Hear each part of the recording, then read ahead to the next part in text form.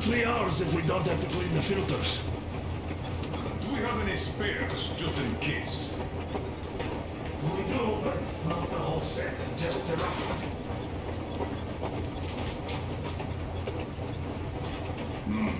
Shame. Have we got oil, at least? Oh, sure. Maybe enough to get to Vladivostok if need be. Well, I doubt we'd have to go that far. But at least something is in abundance. The pipes? As I have told you already, it's high time for an overhaul. Chris and I did our best removing the line buildup, but... Well, we just can't afford that. Are you finished with all the checks?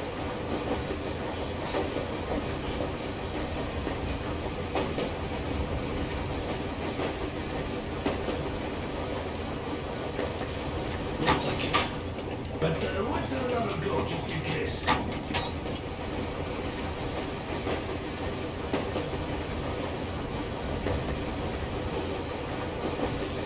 Yes, that can't hurt.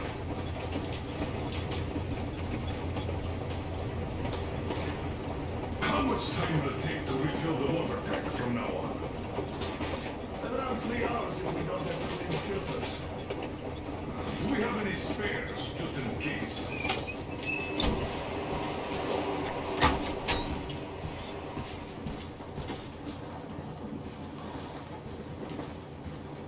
Here's one of my favorites.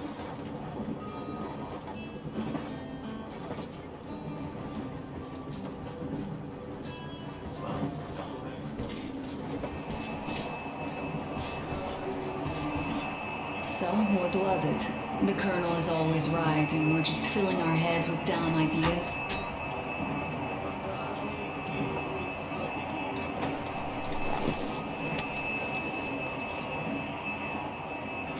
Let's stay like this for a bit longer. Thank you. I talked to Katya. They had a tough life, and that Salantius really kept them in his grip. Those people are basically slaves, working all day, praying all night, under constant watch, killed for even the slightest wrong. They don't get sold, but that's probably just because Salantius has no use for money. They brought it upon themselves, and yet they survived through all these years. It is their home, after all. How many homes like this lie ahead? Are we going to break every door down? Are we going to become enemies to dwellers of those homes? Are we going to lose somebody in each? Who's next? You? Sorry, I am just not myself. Do you think that when we come back to Metro, they will believe us? They, who live there, bury their folks there, feed their children with rat meat. I agree with Father when he says it was the only way to preserve civilization. But what do you think they will find easier to believe? That they'd be able to get out to the surface and live there like they once did? Or that they'd spent 20 years underground for nothing, just because secrecy demanded they stay there?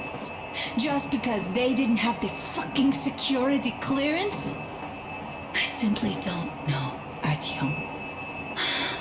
I only know that even if we ever go back there, and it's a big if, I'm definitely not staying. My home is here, somewhere on the surface. I just don't know where yet. And thank you, Artyom. No matter what Dad says, thank you for leading us outside. I'm sorry.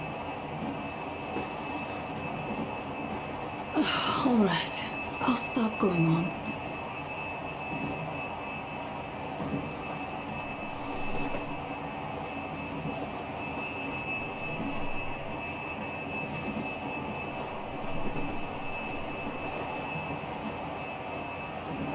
Time to go. Okay, let me get up.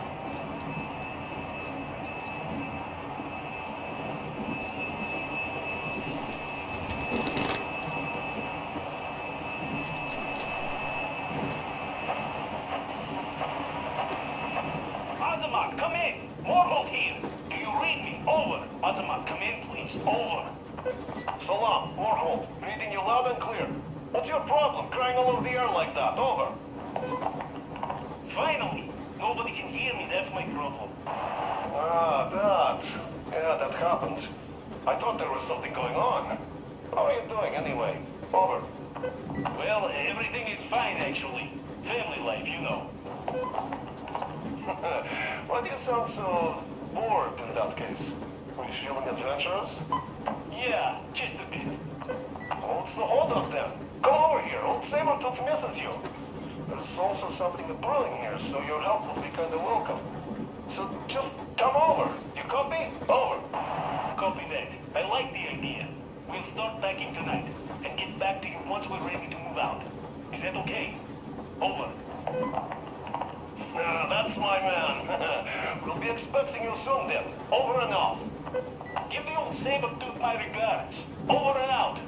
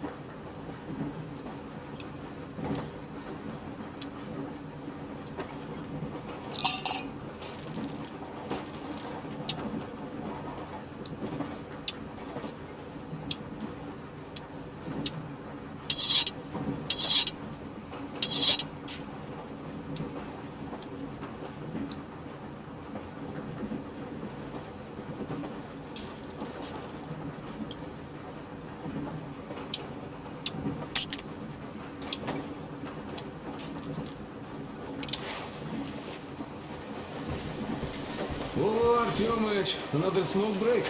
Good. This, life thing. Pretty rough, huh? But you can't do anything about it. Now, you people in Moscow, you used to live underground. I guess that's why you all look kinda pale. Quite different from my place. I hail from Kadui village. It's near Cherepovets. You heard of it? Yeah, well, no wonder.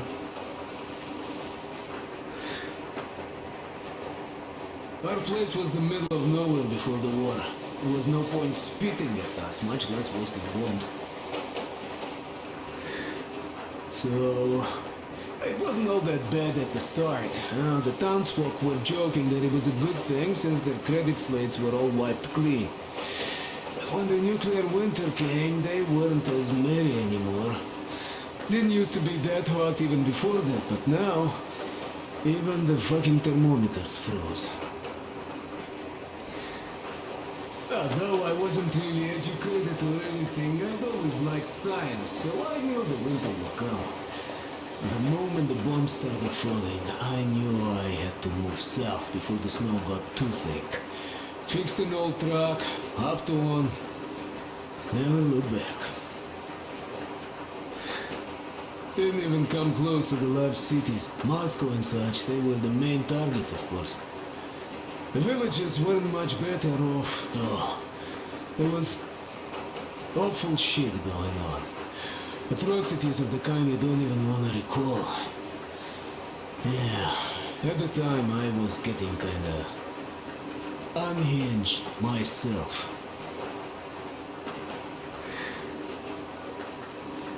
The first winter I spent alone in a lair like a bear. Took over a grocery shop's underground storage. Food kept well in that cold. And that cold lasted a few years, with frost bouts happening even in the summer. Became impossible to survive alone, so later on I would try to find company for the winters. Some were good people, others were real assholes. As the years went by, the good people became more of a rarity, you know. And some really nasty animals started appearing too. Near the areas burned to rubble, the forest turned red. Always red. And there emerged those two-headed deer. What? They are real lookers. And they eat, well, even worse than they look. There's this mutant nettle that grows on dead bodies and always moves like it's alive. Well, you will know it when you see it.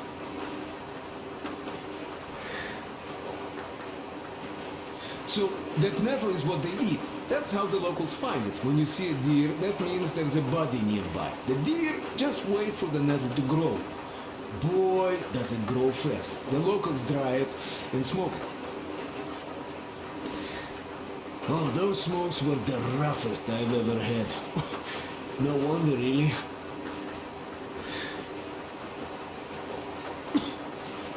Oh. So, I basically ended up going all over the place, almost reached Astrakhan. The winters there were a bit better, but that place had problems of its own. I mean, the local bandits have been capturing people running from the cold, selling them further south. I had to run in with them too. I had to present my truck to one asshole there. Though soon I fixed this rail car and started trading stuff, earning some cash, masquerading as a bandit not to stand out too much. But let me tell you, watching the things they did was too tough.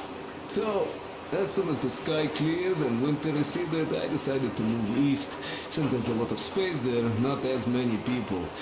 And on my way there, I got stopped by Silantius and his cult, and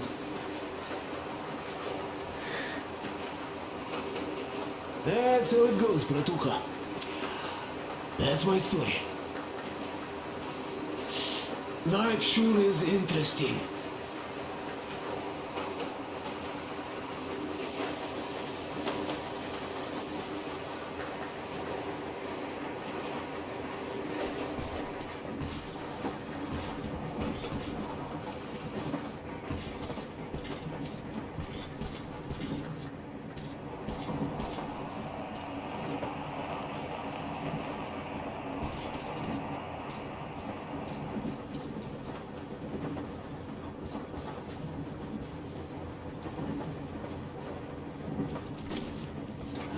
There was another. How did it go? Ah! Here goes!